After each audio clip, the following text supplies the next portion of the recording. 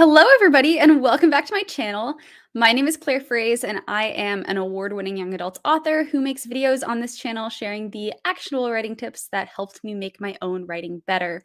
I'm the author of young adult supernatural thriller They Stay, which tells the story of a 16-year-old girl whose younger brother goes missing, and when she is approached by one of her classmates who says that a ghost in a town cemetery told her where the girl's younger brother is, my main character has to make a decision whether or not she's going to believe her classmate, and what ensues is a big supernatural adventure filled with ghosts and dangerous facing of fears.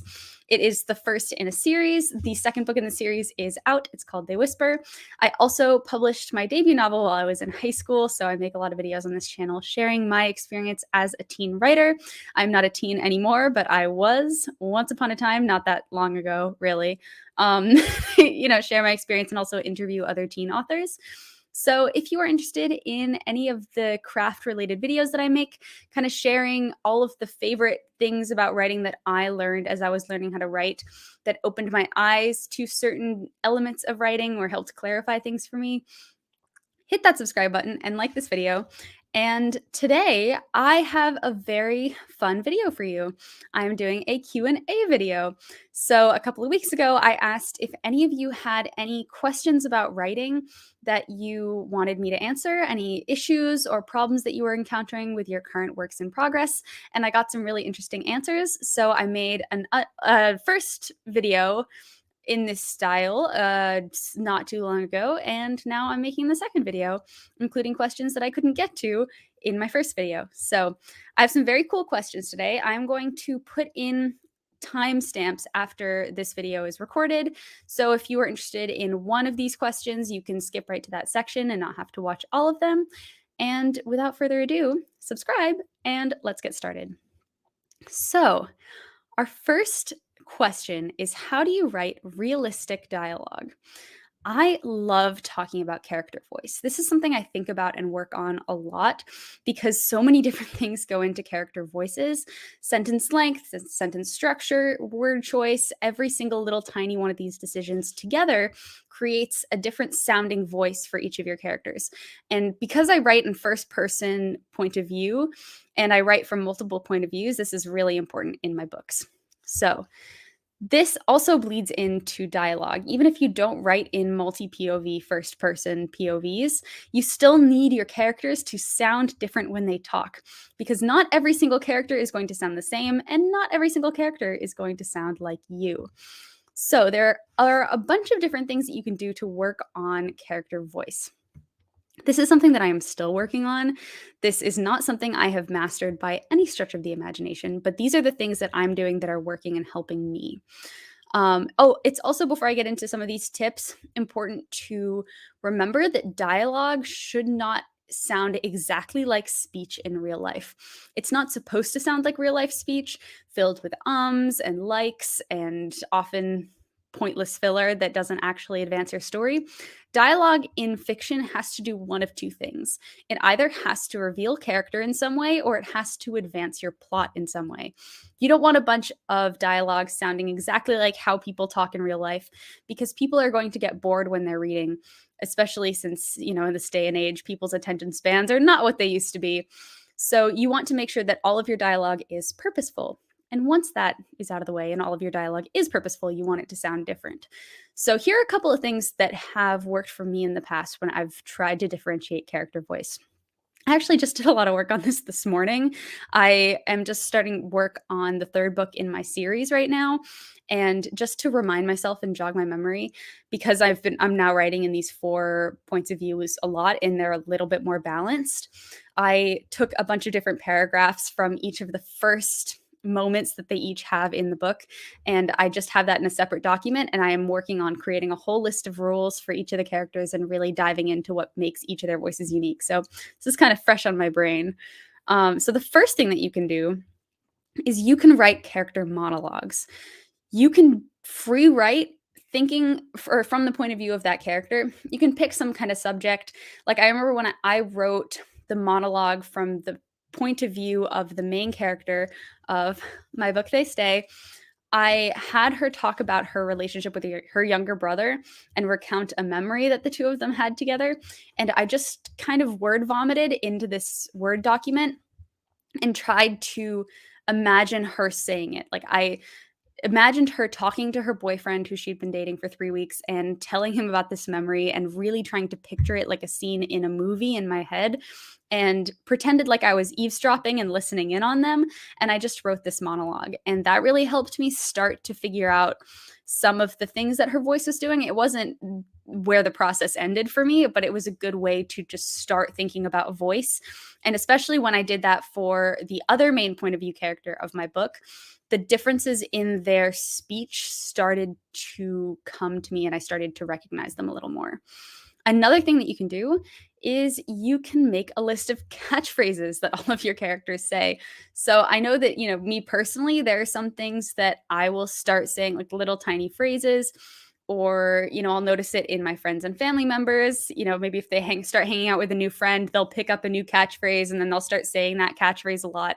It can be something really simple as like, oh God, or oh baby, or like, oh rats, or like little tiny things like that are unique to one character, and you can sprinkle that in. And don't go crazy. Don't like have them say that every single time they say anything in your story, but you can sprinkle it in and have them say some things, or have them say it occasionally, and have that be something that only they say in the story to differentiate their voice a little from other characters in your story. Another thing that you can do is you can make a list of rules. So this is what I did this morning. I actually might be able to just share my screen and share some of the rules that I created. I want to zoom in because I don't want to spoil my book for anybody yet, for those of you who do read my books and watch my videos on this channel. But let's see if I can just share my screen to give you an example of some of these rules. So these are the rules that I have for one of my point of view characters. So she has really straightforward sentences. She thinks in complete thoughts. Her voice is generally sad. It has a bit of an edge of loss to it. I think of it as kind of gritty, like she's a tough character. She's been through a lot. She has matter-of-fact sentences. She doesn't run on tangents all the time. She's got a bit of a solemn tone. She is detailed in her descriptions, but she's not super snarky in her head. She can be occasionally witty, but most of that is in dialogue. So I created this big list of rules, and then when I highlighted those paragraphs in my Word document, for my main 4 characters to really try to, jog my brain and remember the differences in all their voices, I paid attention to that list of rules and I referred back to it when I was picking out words or changing sentence structure. And that's very helpful because when you create separate lists of rules, let's see if I can scroll down here to show you a different one of my lists. I have to zoom out just a tad. Please hold. I'm like recording this all in one take. I'm experimenting with recording videos in one take now, or at least some of them, not all of them. But it's just fun because I love going live, and I have found that I'm experimenting with doing the live kind of not heavily edited video in a pre-recorded way, so you get full authentic me when I'm answering your questions, but it also makes it a little awkward when I have to mess around with the tech. Okay, so here's another list of rules that I have for another character in my book. So for Miles, like he uses SAT vocabulary words. He has a lot of run-on sentences. He's always thinking about the worst case scenario. He rambles a lot even in his head. He has a very hyper inner monologue. He likes writing poetry and he loves Star Wars, so he can bring in those things into his inner monologue more. He never swears. So I have like this list of rules. So it's really easy to, when you compare characters, to have 2 different lists. So that's another thing that I've started doing is the list of rules.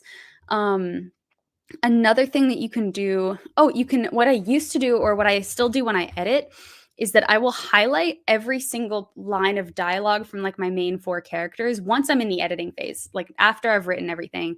When I'm actually editing and going through it line by line, for prose and everything, I will highlight every single line of dialogue in a different color when it's spoken by a different character. So all of Shiloh's dialogue was originally yellow, all of Francesca's was pink, all of Miles's was blue, and all of Jonah's was red. And so I could see all of who was speaking at which point, and then I could go through and make sure that every single highlighted line of dialogue sounded like the character that was saying it. It was a little bit of work to go and highlight some of these things, and I don't think you necessarily need to highlight them, but it made it easy just when I was going through to see them. And like I like color coding things, so that's what I did. So you could play around with that and just focus on the lines of dialogue and see if you can fit it to your list of rules or character voices more than maybe they are in your first draft. Another thing that you can play around with is your sentence length and vocabulary for each of your characters. So maybe certain characters talk in very short sentences.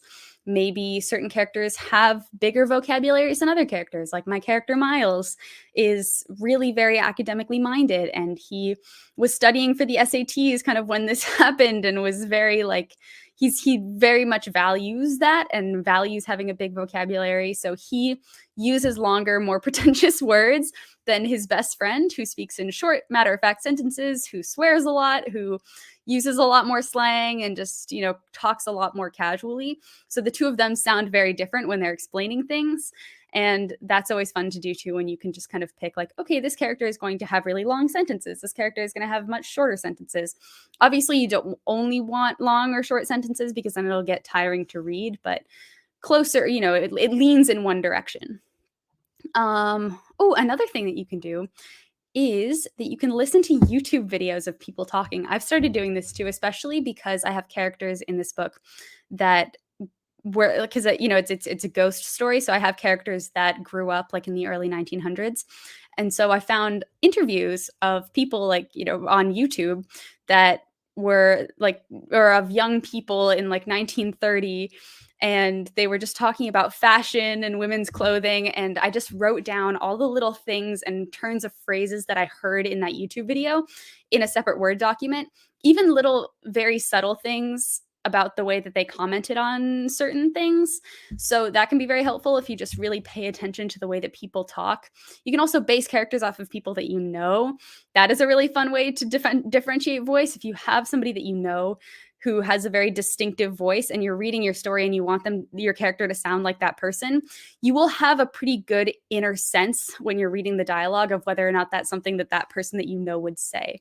So that's also a good exercise if you are new to trying to differentiate character voices. But that was a lot. I have a video on this though. It's called, I think, 7 Ways to Create Unique Character Voices. I'll link it in the description of this video.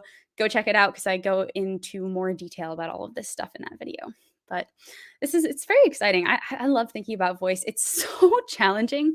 And it also does drive me crazy. I don't want to just say like, oh, I love it, it's so fun, because it's honestly very frustrating a lot of the time, because, when you get feedback that these two characters sound the same, even though they don't sound the same to you, and it's just a bit of a headache, but it is also a challenge, and it pays off in a really big way when you're able to pull it off. So definitely still working on this myself. So moving on to our second question, which is, how do you solve underwriting? So in my experience, there are 2 types of underwriters. You have underwriters who are underwriters because of plot reasons, and underwriters who are underwriters because of prose reasons. So for plots, like, they set out to write an entire novel and they find that their novel is much shorter than they thought it would be. And they haven't really included that many subplots, and everything is just like the bare bones of what the story needs to be in order to get to the climax. And the scenes maybe are really short, and the writers don't find it easy to produce enough material to like have a very dynamic, fleshed out book. And then you have prose underwriters who write just in a very concise way. And also, like, the scenes are shorter, the book is shorter, but it's because while all the scenes are there that need to be there, the actual writing itself is very, very short.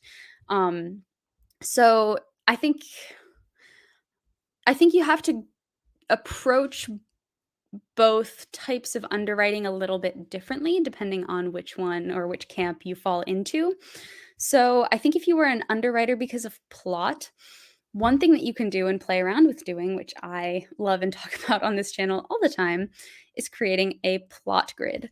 So a plot grid is a type of outline that occurs in grid form, or that appears in grid form, where every single row of your plot grid corresponds to a chapter, and every single column corresponds to something about that chapter. So I've done very many videos on this channel about plot grids, and I did one recently where I analyzed the plot of The Lion King and fit The Lion King into a plot grid. So this here is the plot grid that we created in the stream for The Lion King.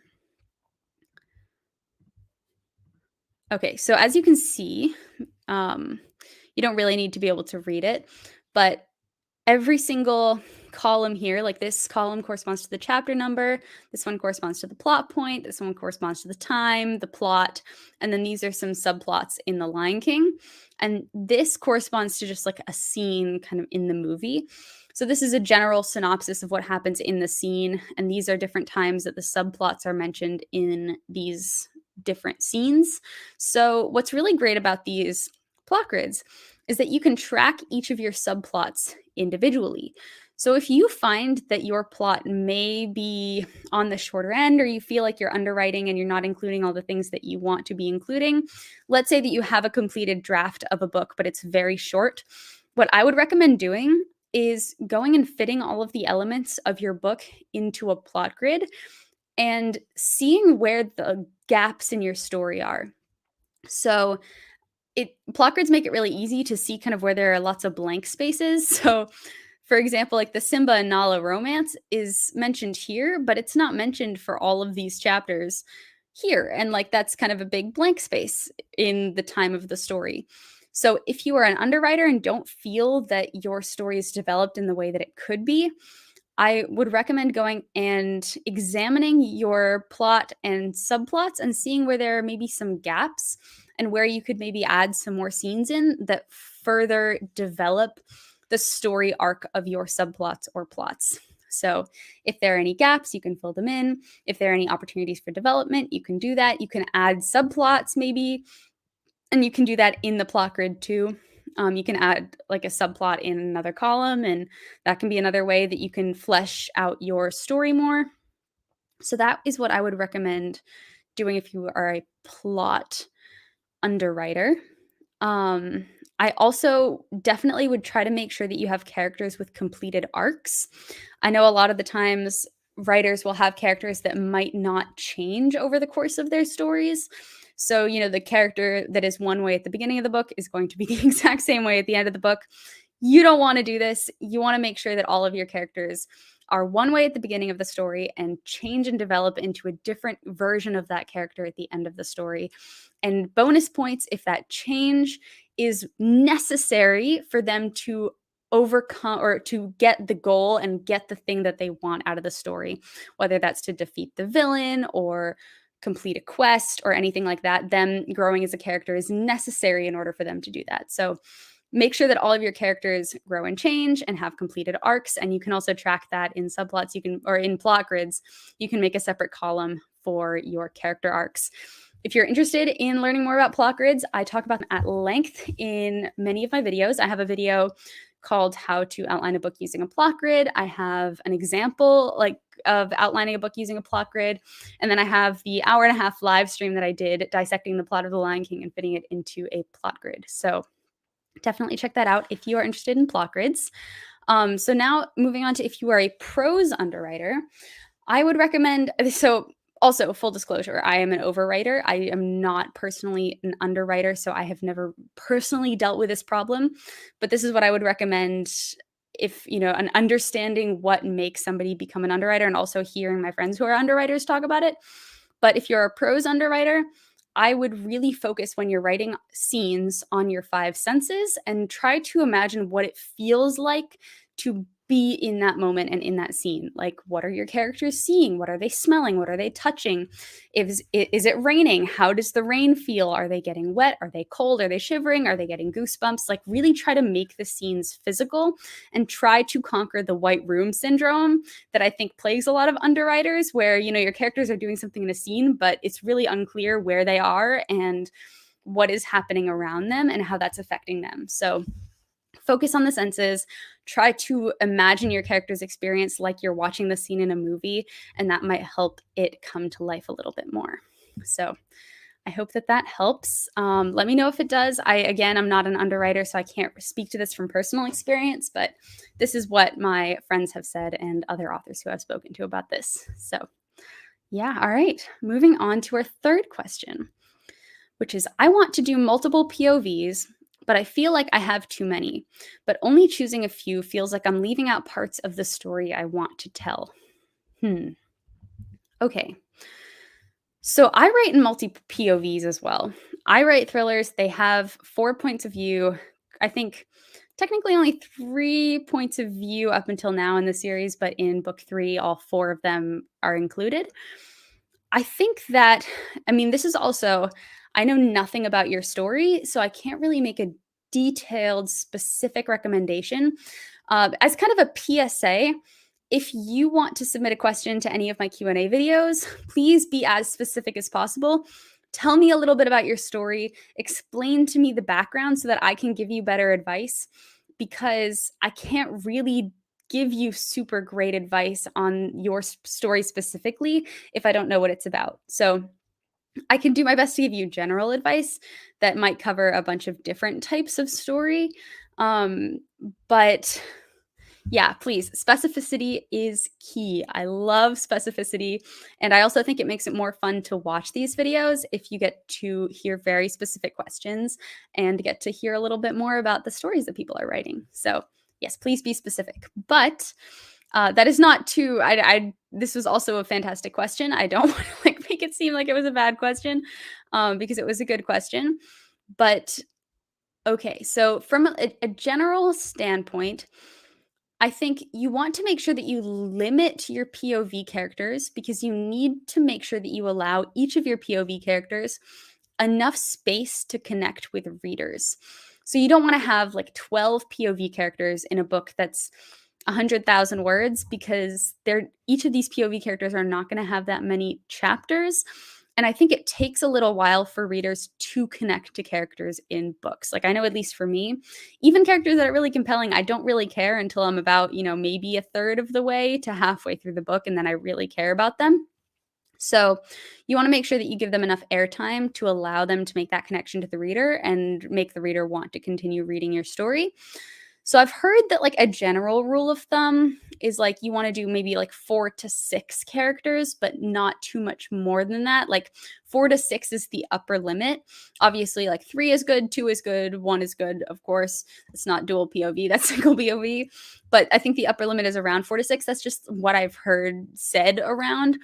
I know Six of Crows, the young adult fantasy book, had 6 POVs. I think at least 6 main POVs. Maybe they had a couple of other, I think they had 2 other characters that had a one-off POV, but I wasn't a huge fan of that about that book, because they didn't have enough time to connect to those characters, or as soon as you were starting to connect to the character at the end of chapter 1, they were no longer relevant anyway.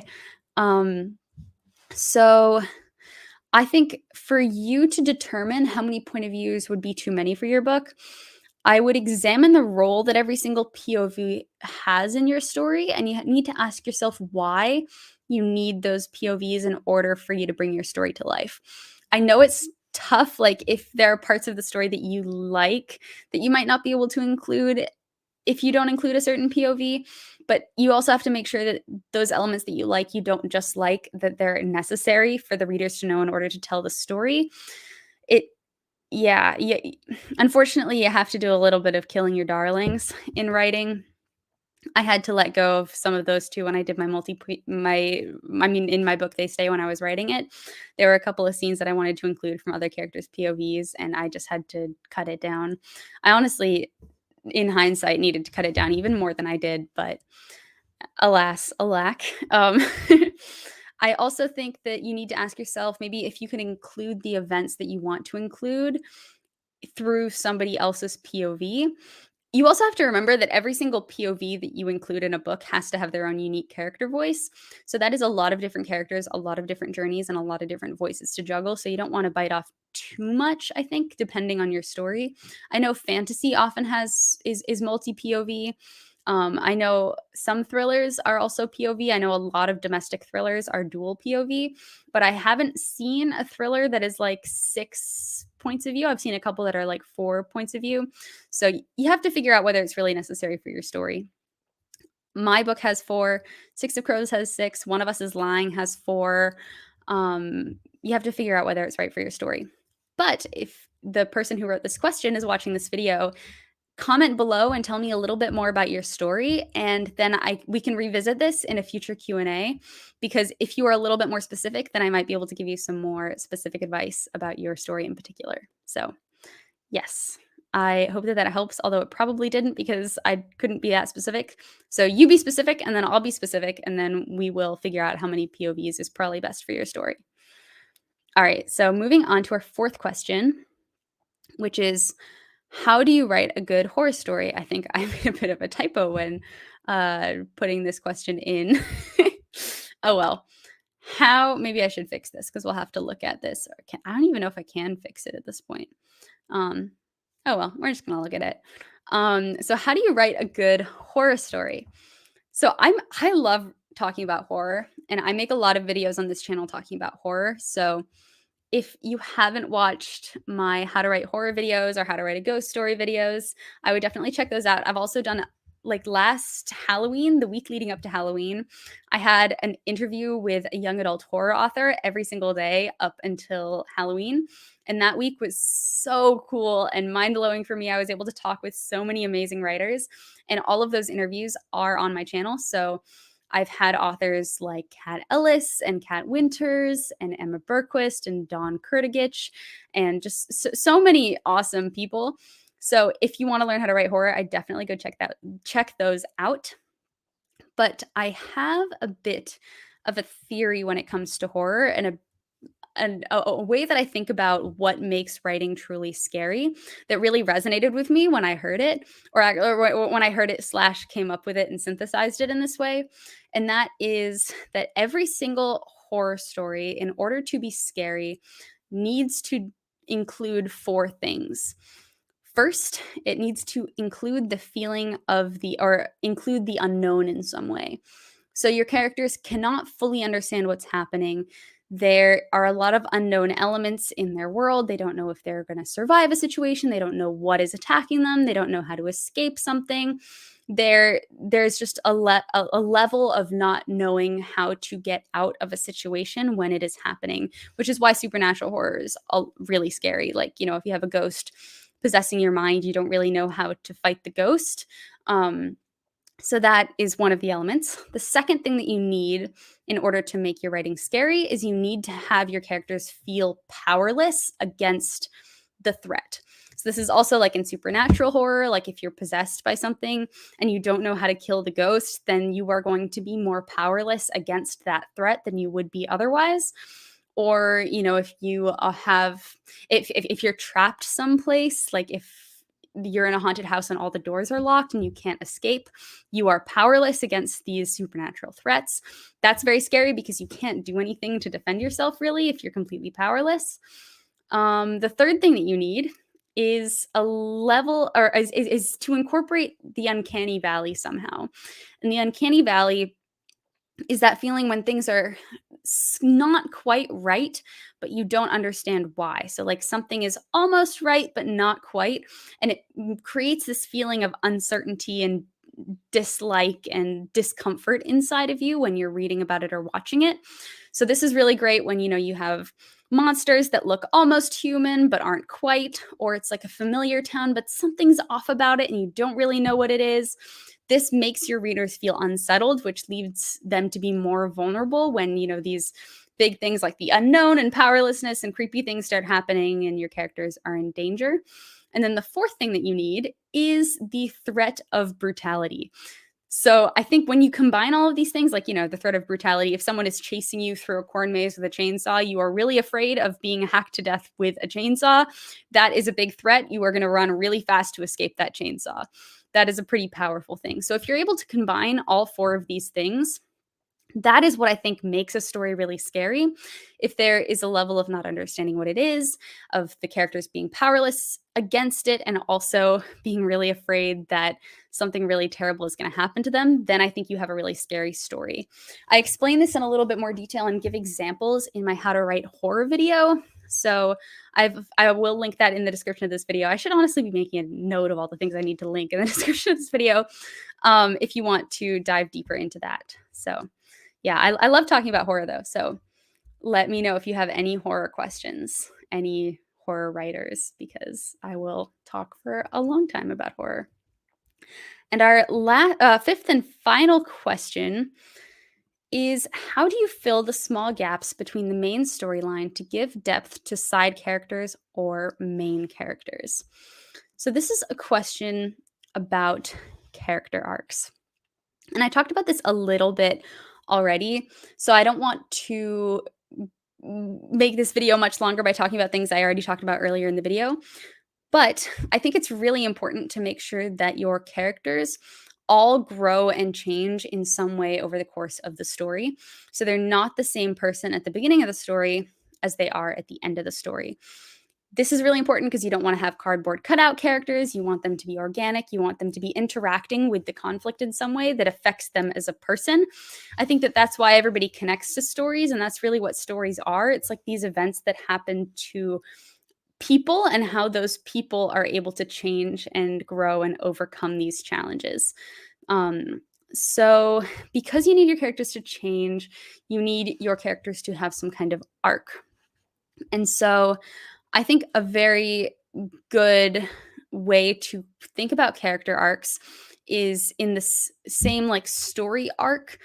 I don't know if you all are familiar with story arcs. They kind of look like roller coasters where they'll like start and then they'll go up like this and there'll be a big hump and then they'll come down. I can screen share and share a visual representation of one. That's kind of the same idea as what you want to have in your actual story. You want to have kind of this roller coaster like inciting incident and then rising action and climax and falling action and resolution. You want to have that same kind of arc for your characters.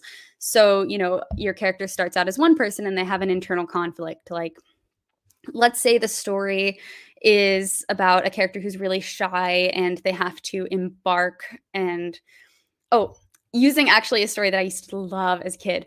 There was a character who was deeply agoraphobic and really scared of the outside world, and she had her little bubble in her house.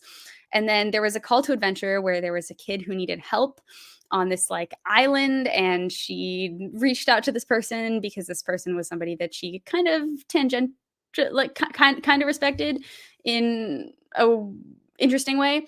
If any of you have seen Nim's Island, you will know exactly what I mean.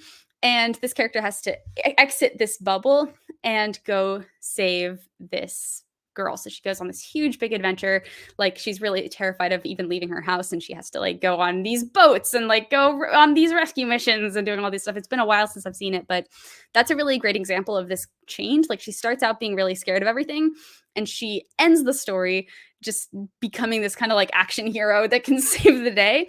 So in order to save the girl, she needed to become this action hero that can save the day. And all of the little things that happened leading up to that big climactic moment turned her into the person who was capable of doing that. So you want to make sure that all your characters have that kind of arc. And that is what's going to give your characters depth. You want to make sure that all of the backstory that you have on your characters is relevant to your conflict. So like if your story is about an exorcism, your character's fear of something like lizards might not really be super relevant. I mean, unless it is, maybe it is, depending on your story. But you want to make sure that all of the backstory and things that you share is relevant to your character's journey and growth arc. So back to your actual question. I would think about the arc that you have for all of your characters, and maybe you put everything in a plot grid, or if you have an outline or something, just make sure that you can isolate all those little moments where your characters change and where your characters grow and like slowly turn into the person capable of defeating the villain in your climax. As far as side characters go, sometimes it's hard. Like, if you have a side character that just appears in one scene, they don't necessarily need to have an entire arc over the course of your story, but you still want them to come across as a fleshed out, interesting character. And you want to make sure. I actually heard this piece of advice recently when listening to one of Brandon Sanderson's masterclasses on YouTube. He said that one thing you can do with side characters is include one trait that they have that is unique and maybe clashes against their stereotype archetype that they represent in your story. Like the nerdy teacher, like maybe the nerdy teacher has something that clashes with them being super nerdy and uptight a little bit, and then that will help develop them into a fully fleshed out human. Like maybe they used to perform in a band in the 70s and are really, I don't know, are kind of a little bit of a hippie when you see them outside of school. Like I don't know, like something that kind of clashes against the stereotype that will help flesh them out into more human being type human beings.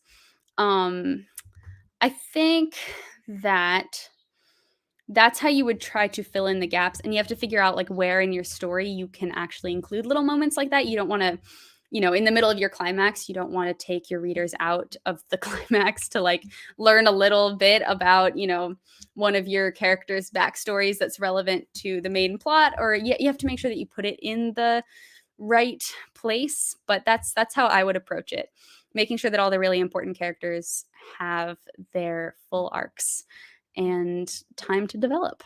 So, all right. So that was our 5th question.